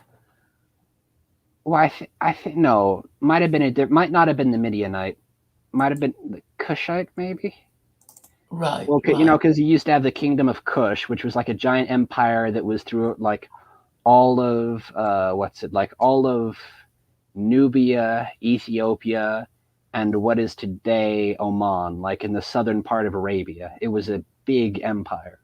Mm-hmm, mm-hmm. They were sort of the only rivals to ancient Egypt. Right. Anyway, no, but basically, it's one of my favorite stories in the Bible. Is actually when God curses like a random Jewish person for being a bit racist to one of Moses' wives. Zipporah, I think her name. But no, I think Zipporah was. I thought Zipporah was the Jewish one, because she was her father was a Levite, so presumably, unless I'm aware that there are black Jews today, but I thought that that's specifically because they were all descended from King Solomon, because 2 of his wives were black. How many wives did Moses have? Just 1 or 2? Well, according to my religion, he had 3. I'm not sure how commonly accepted that is in Christianity as a whole. I know that King Solomon had like nearly 100 wives and like 1,000 concubines or something ridiculous. Mm-hmm. King Solomon's basically on the level with Genghis Khan. Right. Anyway, but it was Zipporah that Miriam was complaining about. So maybe it was Zipporah that was black, maybe. Yes, and she was actually better than, well, I mean, she was more observant because she was the one who got their children circumcised when Moses was too, preoccupied with. Oh yeah, so well, I guess that'd be typical of a convert, though, wouldn't it? It's always the converts that are most pious. Yes. Yes, and yeah. So really, if we are to take God's instruction seriously, he's saying that Jews are to be, kept apart for His mysterious purposes, and It's like, yeah, that's fine enough. Like, what's it like? Even I feel like that's the way it ought to be. Like, even if all the Jews became like Christians overnight, it's like they're still Jews. They still ought to be like, they still ought to be like Hebraic about it, and it's like that they still ought to like be circumcised and keep kosher and all that sort of things, because that's God's instructions for that particular nation. It's like God gave a Roman gospel to the Romans. He gave a, etc. Did He give a Roman gospel to them? Well, yes, Paul specifically. The epistles of Paul are basically, there's literally a book called Romans. But it was his letters. It was Paul's letters to the Romans, so it wasn't from God technically. It was. You're right. I stretch things slightly, but like Paul specifically gave advice for Roman Christians that was different from the advice that he gave to the Hebrews and the Greeks, etc. Yes. And yes. And I do feel like that's fair. Like I feel like it's like what's it like even like Arabia, for example. Like even if we converted like all the Islamic nations to Christianity, I feel like they should still maintain a lot of their Arabic customs. Like the food still ought to be halal and the women still ought to cover up their hair. But of course, then there's an argument even within Christianity that women ought to do that, because that's one of the in the epistles of Paul, women are told to cover their hair in a manner similar to the instructions of Islam. So, yeah. Yes. There was a time when English women wore bonnets, and Yeah, unseemly to go out without headwear, so everybody had a hat. Yeah, and there's a part of me that rather does feel like that ought to be the way that it is. Like, well, and you know what? It's like I very much feel like, yeah, and like the custom ought to be basically is like when you're at church, ought to be like the only place where you're without a hat, because, well, you're sort of bearing yourself before God. Obviously, it would be inappropriate to be like naked in church. So what you do is you just take off your hat, is like a symbolic nakedness of like displaying all of your sort of all of your virtues and all of your faults before God as honestly as possible. So I suppose it ought to be like at like church, but also like court proceedings ought to be hatless. Yes, I think perhaps, the idea of wearing a hat is so you can take it off, as a kind of signal to your fellow men of, respect or, non-respect or whatever. Yeah. Because this idea of tipping your hat to a woman or something. Yeah. So, yes, how interesting. Anyway, go on. I found if you have a thought you'd like to share, go ahead. But I've got a video that I wanted to show you. Oh, go on. Because what I want to say might turn into a lecture, so we can say. Okay, well, because we were talking about Mongolian music earlier, and I found my favorite Mongolian musician on YouTube. I got a video of him doing some. Well, there's a couple of different Mongolian folk songs. I guess we ought to get the glory of Chinggis Khan. Might as well get that first, because that's sort of the most iconic one. Just give me a moment and I'll send you the link. Okay, you're going to put it in the private chat and I'll Oh yeah, well, yeah. Okay. Although I might as well put it in the public chat so that everyone can watch it on their own time. Okay. Share. Copy link.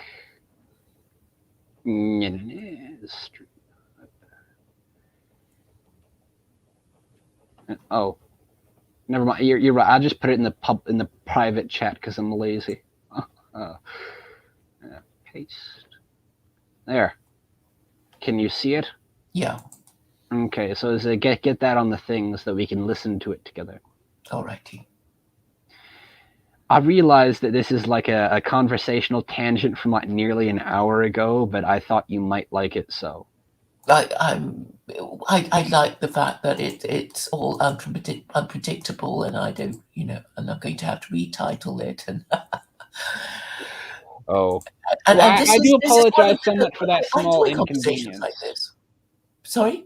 Yeah, I do apologize so much for that small inconvenience. If you would like to go back to the title of the stream just a bit, though, is I suppose if we want to talk about the whole abortion controversy, my personal opinion is just basically that unless the mother's life is at risk, there's no reason to do it. Not even for like. Oh, dude, hold on, my younger brother.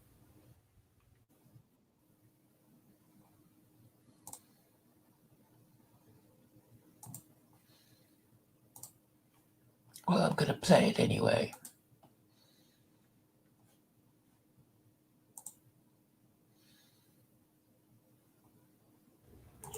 Yeah, sorry, my little brother again. He was asking me where zombie horses are found in Minecraft. Okay. Shall I play the video now? Yes, and then we can go on about my very strict opinions on abortion afterwards. Okay. Alrighty.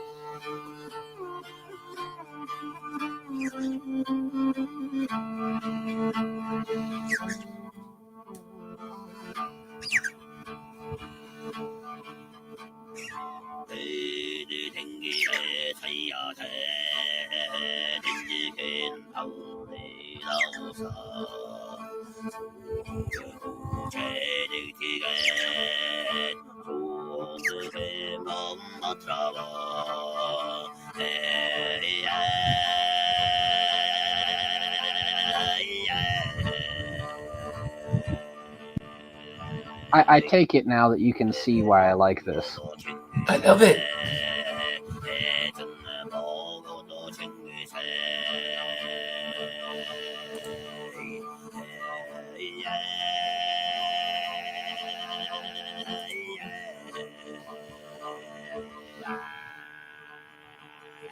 So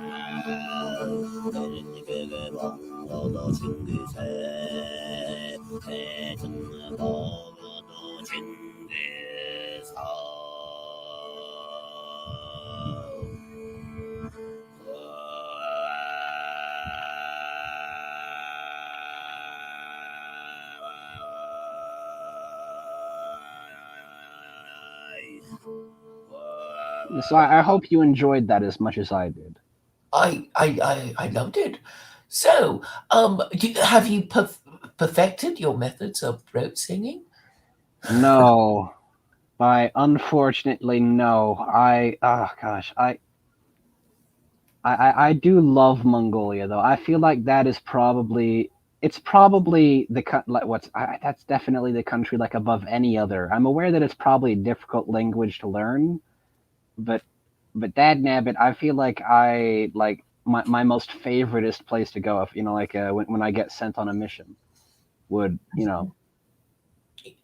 when I finally apply to be a missionary, I hope they send me to Mongolia. I'm aware that we have a joke that like saying it guarantees it's not going to happen, because we have a bit of a joke that you always go to the opposite place you want. I'm probably going to end up going to, oh gosh, I might end up going not far away from here. Yeah, oh gosh, New Orleans. Yeah, probably. Gosh, no, you know what? Maybe. So, but I feel like I feel like if I do serve like a foreign language mission, it's probably going to end up being inside the United States, Spanish something or other somewhere in the, well, not the Southwest because that'd be too dry. The climate would agree too much with me. Probably end up like a Spanish speaking mission in Florida or something. You could be sent to China, which is south of Mongolia. Actually, I couldn't really be sent to China because China's, like the state atheism policy. We do have missionaries there, but that's all service missions. We're not allowed to proselytize and preach the gospel in China. What is a service mission? Well, it's just like when they send you on a mission, but they send you to do like charity work, like take care of the temples, feed the hungry, etc., rather than actually preaching the gospel. But you can preach the gospel in the churches where there are. Yeah, but you're not allowed to proselytize. You're not allowed to spread the gospel in China, which is why you used to be able to get away with it in Taiwan, but of course that's probably not going to be the case anymore. Yes, I mean people do say, well, Taiwan is America anyway. Taiwan, yes, not what was I thinking about? Hong Kong. No, that's what I was thinking about. Hong Kong. Now, in Taiwan, you probably still can. In Taiwan, you probably always will be able to, but not so much the case in Hong Kong. In Hong Kong, it's probably going to have the same state atheism as China soon. Well, I mean, there's still Christians left, and a lot of Hong Kongese determined to stay Western. Yeah. So we don't know. Yeah. Do you understand the basics of throat singing? Yes. I believe that the way that it's sort of achieved, they get like two different notes at the same time, is I believe it's you release air through the nose and the mouth at the same time. So it's sort of like you're humming and singing at the same time, so that way you're able to get like the two different tones at once in a sort of a harmony, like a guitar and a bass next to each other. Can you do it? I can try a bit. It's like, I'm too nervous to do it on camera. If this was like a proper, and I guess I might as well think of it. I'm only talking to you. It's not like I can hear the entire audience. It's not like we're on a stage, but I'm still shuffling and looking bored and looking at the door. It doesn't matter. There's only 5 people. I know, but I'm still got stage fright. Let me see if I can. It's like,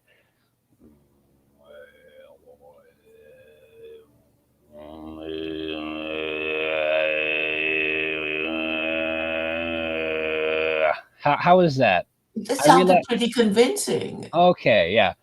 I mean, like that's obviously like it was a bit dull. It was sort of monotone. That's very much like it sounds like the beginning of something at least. Yeah. I mean, it sounded like him, but how he ended it was brilliant. I don't know what kind of sound he made, but he you know, I'm glad I played it to the end because He's got a YouTube channel. I sent you the official the link to the video from his specific, you know, official YouTube channel. So, well, I'm glad that Tinkle Tink liked it. Thank you, Tinkle Tink. Oh, anyway, I'm glad somebody did. Yeah. As I was saying, though, is you can subscribe to his channel if you'd like. I will.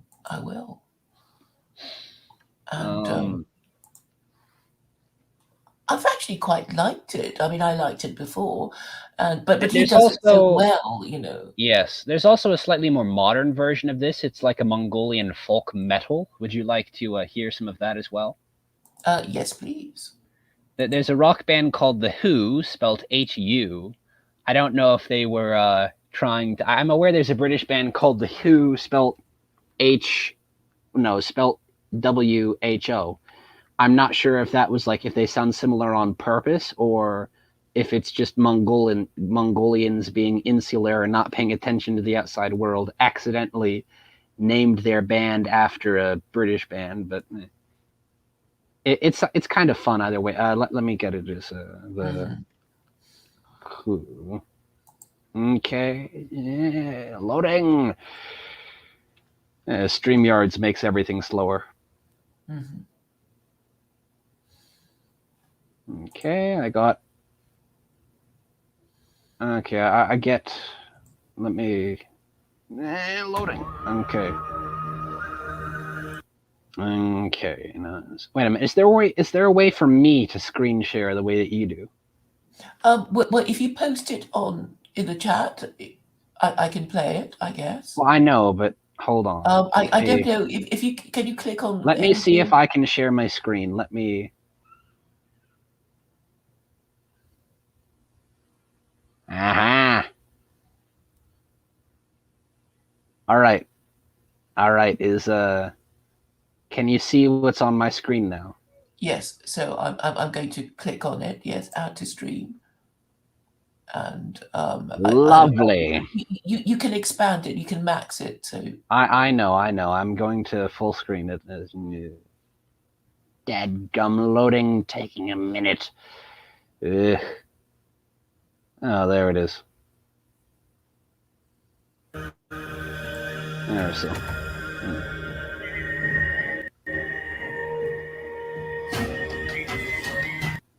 Oh dear. You know what? It occurs to me I really should give you the link because I'm doing this on Wi-Fi. My connection is very, very slow. Okay. Give me the link. And it occurs to me that watching something while I am broadcasting, I'm getting the link. I'm going to stop sharing my screen, and sorry for that. Sorry if that was a bit anticlimactic, everyone. Technical difficulties. And yes, Tinkle Tink, I do believe that music is quite probably the universal language. After all, that's probably the reason why angels, and in the Bible, are often described as singing the praises of God. It's the well, what it occurs to me is probably is like, what's it like? I wonder if angelic beings if divine beings have like an almost Irish sounding accent because they're literally singing everything. I wonder if it literally sounds musical even when they're speaking English.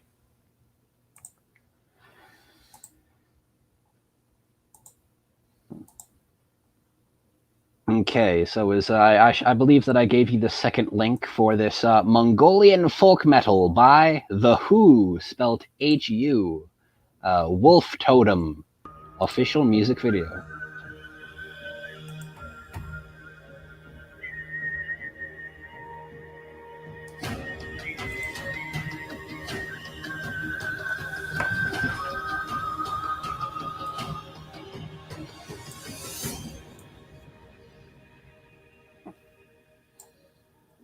Yes, Tinkle Tink, it is interesting.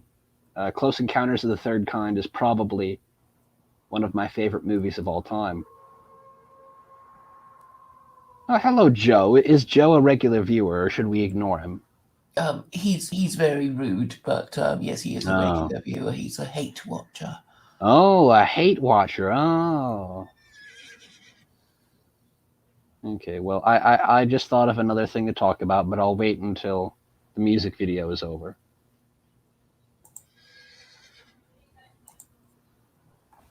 Lilting, yes, Tinkle Tink. I think that lilting is probably the way that angels would talk.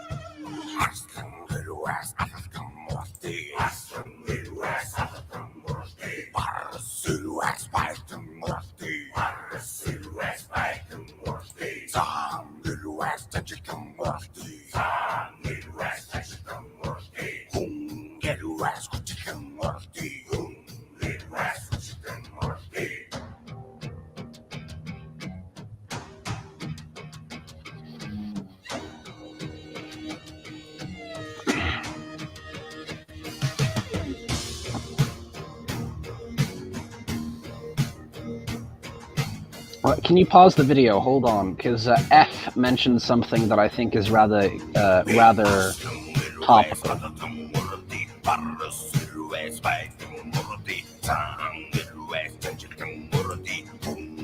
I suppose I'll address it. Okay.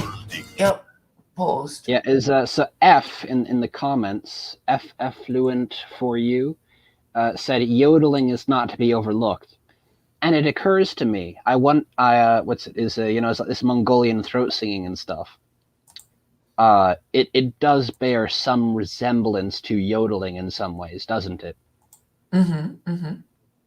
Yeah. So anyway, that's just like a random thing that popped into my head. Is like, oh, I'd never made that connection, but yeah, similar, nice. Mm-hmm. Yeah, okay. Go on.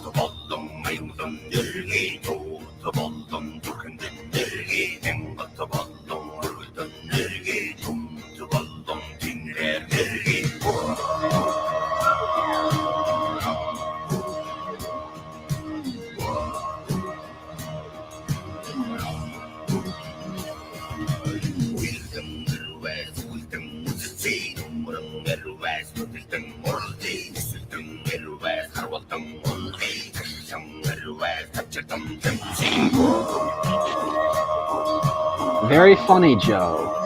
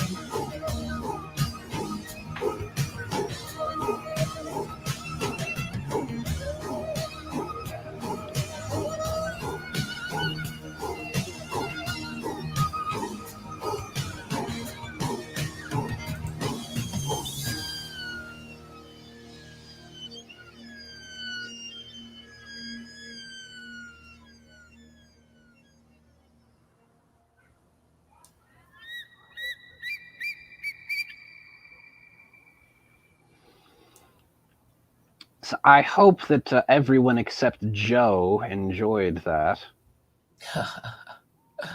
Well, I enjoyed that. It's a nice combination of what Harley Davidson and the Wild West and that kind of It's idea. fun. Yes. Yes. I think that it is rather fun. I hope I don't get a copyright strike. It just occurred to me. Oh shoot! I hadn't thought of that. Damn. We might have to when we re-upload when you re-upload this later. You might have to edit out that whole clip. Or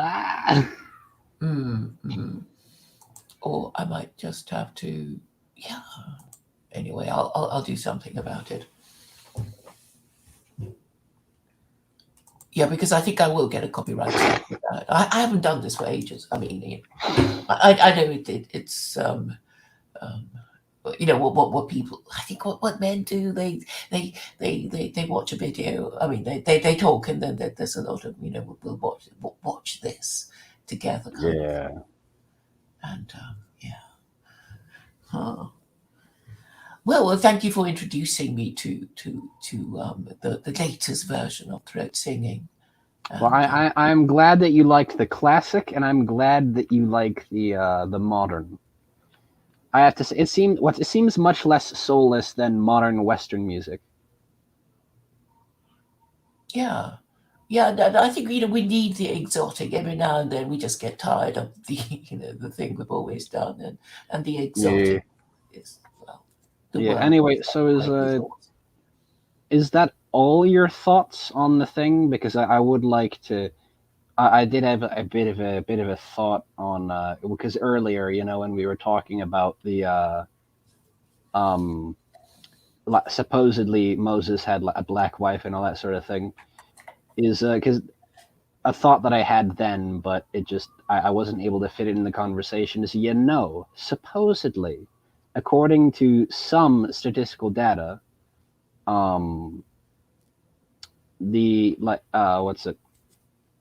black women paired with white men have the healthiest marriages. At least they're the least likely to end in divorce, as compared to all other marriages in the country.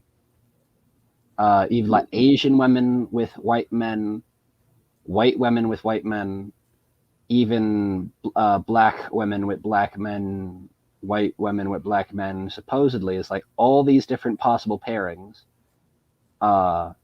The least likely to end in divorce is black women with white man.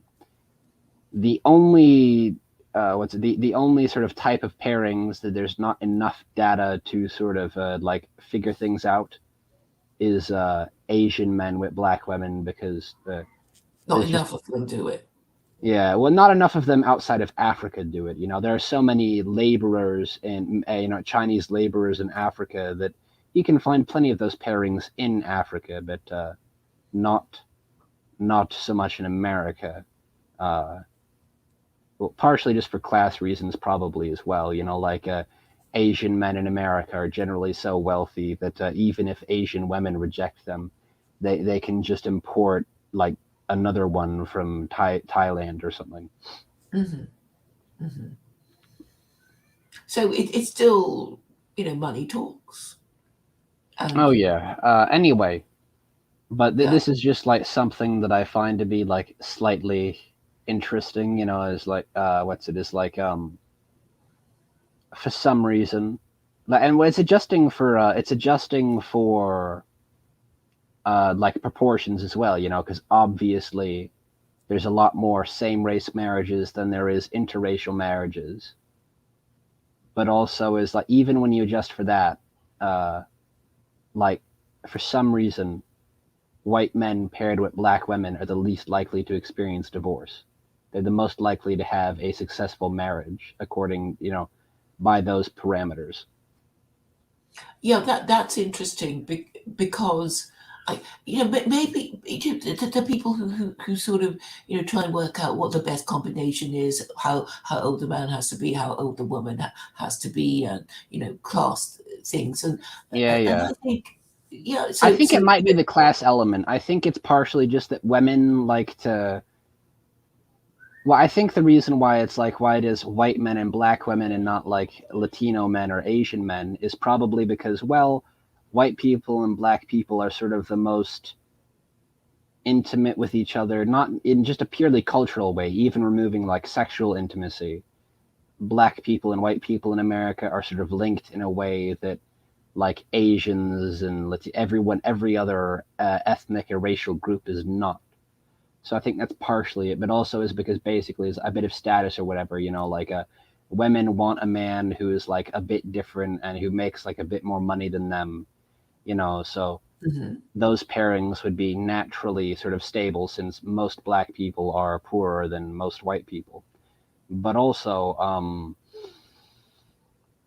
it occurs to me, whereas, like that might be the reason why upwards of like 80% of black man with white woman marriages end in divorce is possibly because like it's basically like naive woke young women who are like, oh, I'm going to marry a black man to prove how woke I am, and then he's a slightly poor loser and the marriage ends in divorce because he wasn't able to properly provide for her or something. She just got to be a bit discontent, whereas with like black women, it's like well, I don't know. It's yeah, I think it's the element of gratitude. You're just getting this thing, yeah. and you're not going to Yeah, get but also I feel like elsewhere. it's more likely to be true love as well, since well, regardless of my personal opinions on the matter, which are biased to say the least, I personally do prefer black women over most other races of women. Black women in general, however, in like by most American by the general American beauty standard, are considered to be the least desirable. So it could just be that these are marriages founded off of true love, absent the aesthetic attraction. And so it could just be that like when two people care for each other in a strongly emotional way, regardless of actual sexual attraction, they're more likely to get along. Sure. So I don't And know. Yeah. I mean, I think it helps that, if people are not promiscuous, then they're more Yeah. likely to bond because, the more partners you have, the more likely you are to keep rolling. Yeah. Oh yeah. So it could just be also, yeah, like you said earlier, it could just be that it could just be because like white men are just less likely to cheat, and it could just be that like there's a certain demographic of black women that are just like, I'm gonna go get myself a well-behaved white boy that won't cheat on me, like damn Tyrone. Yeah. But I mean, you can't really generalize with with race. Even if you think that that person is a superior race, you really owe it to yourself to make proper inquiries about their background and Yeah. whatever. It is just stupid to Yeah. marry somebody because you think they're the right race. Yeah. Ooh, yeah. which I think a lot of people still do. It's like, oh, the white, the Oriental or whatever, and they must be okay. I think that's Oh yeah, well, I feel like that is definitely like a major thing on the right. Is like a huge number of right wingers have a bit of a case of yellow fever. It's like they all think it's like, oh yeah, it's like all look at all these Japanese women or whatever that are so traditional and they respect their men or whatever. I'm gonna go get myself like a traditional Asian waifu, and then, I mean, it does work out like a bit because it is statistically true, like when you throw mud at the wall, some of it's gonna stick, but it doesn't always work out, because you do need to put like love is more than skin deep. Yeah, I mean, people say things like, I forget which Hollywood actress it was. It's she said it doesn't matter who you marry, you always end up marrying somebody else because people behave differently, the moment they are married to you. Yeah. So. Well, I wonder if that's why arranged marriages, like in actual history, worked out typically a lot better than popular culture leads us to believe. Well, I think it's kind of self-selection. If you're prepared to submit yourself to an arranged marriage, you're doing it because you think the right thing for you to do is to get married. You don't have and if both people are willing to do that, then because I'm not Orthodox Christian. I'm LDS, Mormon, but I do sort of like the Orthodox Christian idea of like it's sort of mutual submission, like the man submits himself before his wife and the woman submits herself before her husband. It goes both ways. Well, it is a contract of mutual enslavement, really, if yes. you think about it. Yes. So I do sort of like that idea, and I think that you very much hit the nail on the head. I feel like the reason why arranged marriages in history worked out much better than popular culture would lead us to believe is explicitly that. It's explicitly because of it's like when you get two people that are willing to sort of subjugate themselves, before in the name of like this other person, sort of like purely devotation, it's like, it's bound to work out.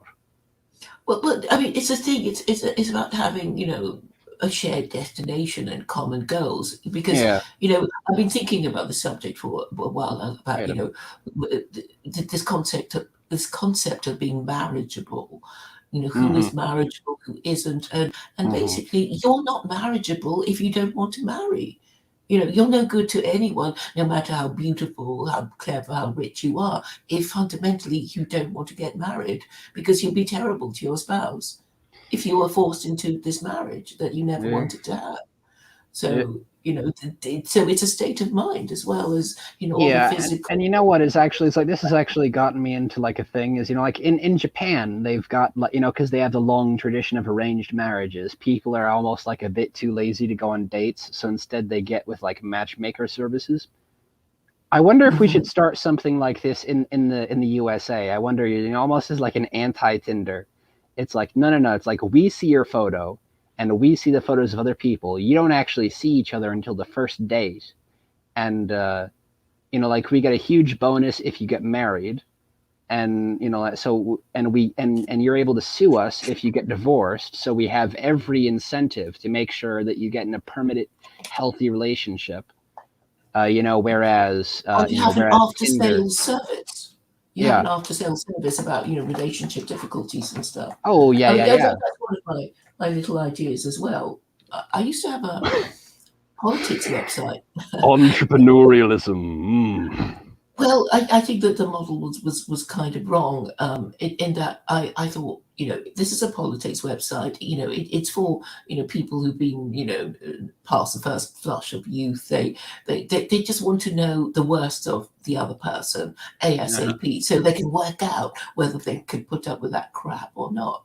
And the quickest way to discover what the other person's morals are is to talk politics with them. That's what I thought. So that was my idea, and I just couldn't even get normal people to join because obviously it was kind of, this is a one-party state. You're a member of this one-party state. You vote on these issues, and then you argue with the other people about yes and no and whatever.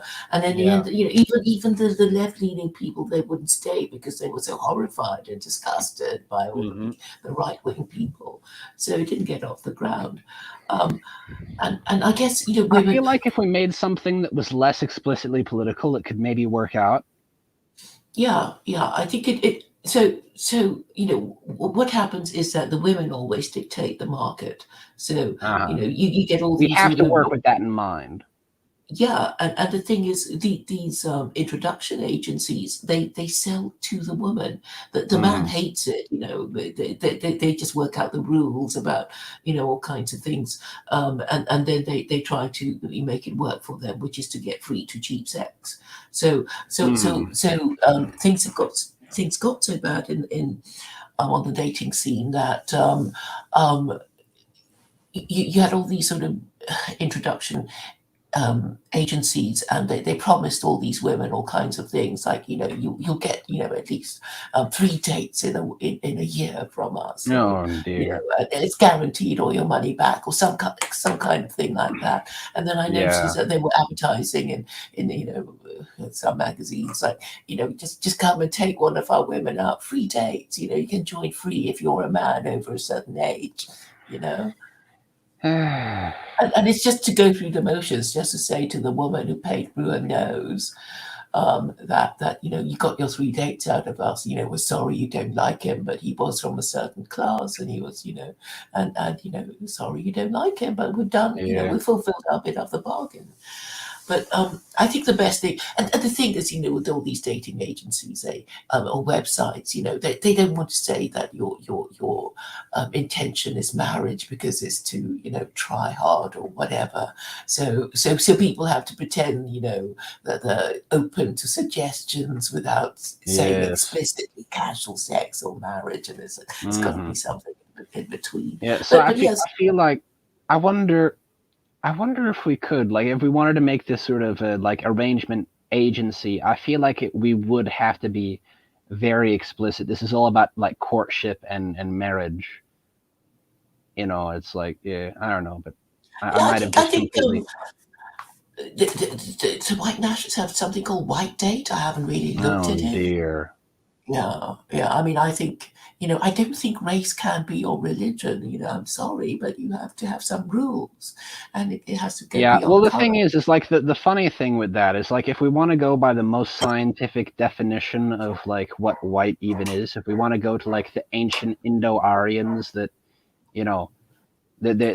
their sort of ethnic makeup spans all the way from like India to the British Isles.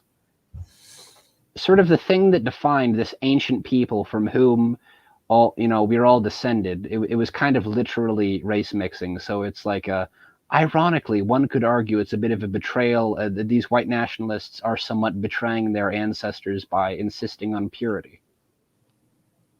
Yeah, because everybody is a bit mixed anyway, Yeah. I mean, all these sort of, reveal footage of, some white nationalist being, takes a DNA test, and they've got, whatever percentage of, Native American or black or whatever. Well, if it was Native American, there tends to be actually a good deal of sympathy with the white nationalists for the Native Americans, so I don't think that would disappoint them, like the Confederacy had a huge amount of support from the native tribes during the Civil War. So, well, I guess it depends on the type of white nationalist. If it's like an old-fashioned, proper American white nationalist, they would probably just become even more proud if they discovered they were a bit native. They'd probably just be like, it's like, oh, get out of here, you evil European settlers.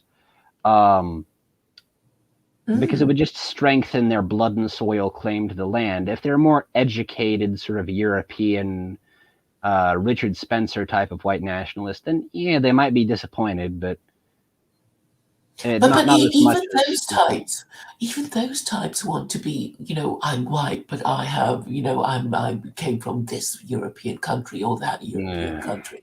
So it's not enough even just to be white in America. You have to be, from some ancient European country. Yeah, it's cringe. But of course there is like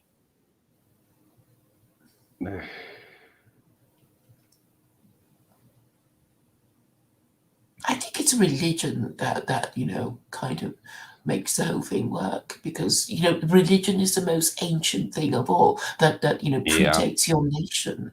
Well, yeah, but also it's like religion is also the thing that is able to unite like otherwise diverse and disparate groups of people. Like if one wants evidence of this, India, like today, is the tensions in India are not between like the North and the South with their racial distinction. It's between the Hindus and Hindus and Muslims. Muslims. Yes. Yeah, so it's actually crazy to think that just because people have the same shade of skin are going to get on. Yeah. When you think of the history of Europeans, they've just been Well, fighting yeah, each because the other since northern around. Hindus are racially identical to the to the Muslims living in India. It's they're all Aryan. They're all descended from like the Persians and the Indo-Aryans and stuff. But they still don't get along because of the religious element. And Yeah. Sorry for interrupting your point.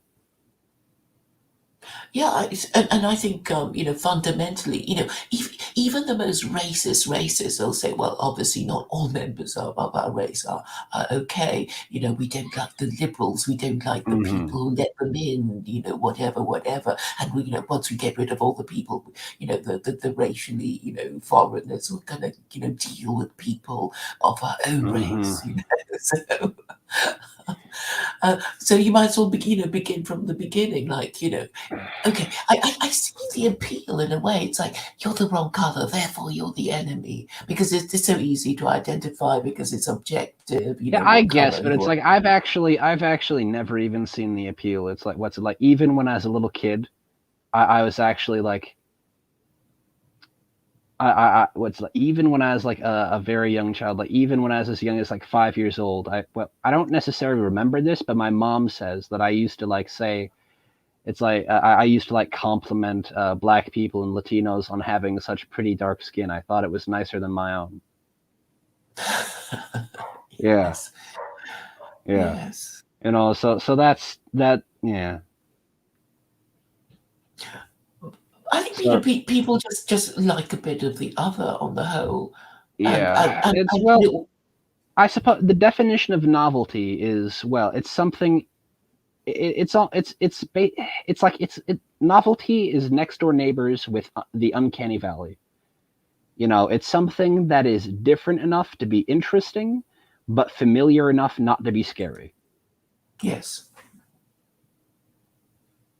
Yes. Which is probably the reason why, like, historically, mulattoes were considered to be some of the most beautiful people, like in the Caribbean, like there's poems and stuff that were written by both black people and white people living in the Caribbean about like how beautiful those sweet mulatto girls were.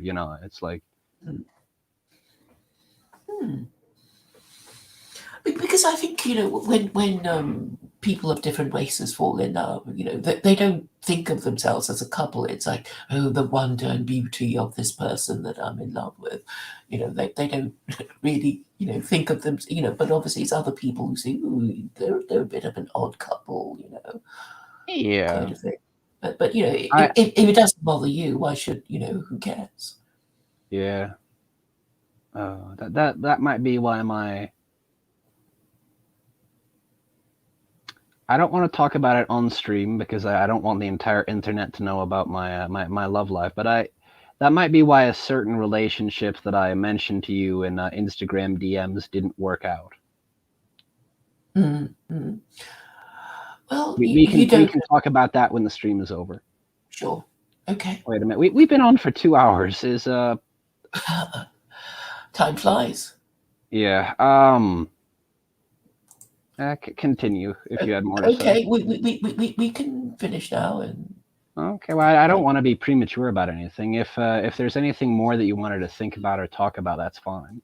I just one little thing about I mean, the thing about race is that in my view, the racial problems of America are really class. Yes. And what is perceived to be racial problems is really law and order problems. Yes. So just enforce your laws, and then all the law and order problems will be solved, and then you won't hate the black so much. And particularly when you enforce the rule of treating unmarried parents as sex offenders, and then it'll just go.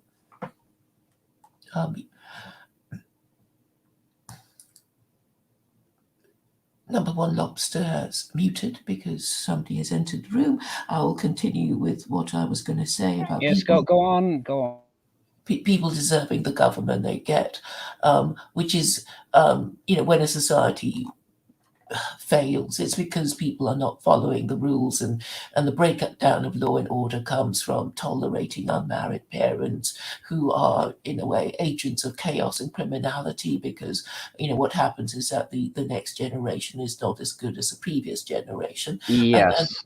And so any decline of any nation or civilization always begins with the lowering of standards of sexual morality.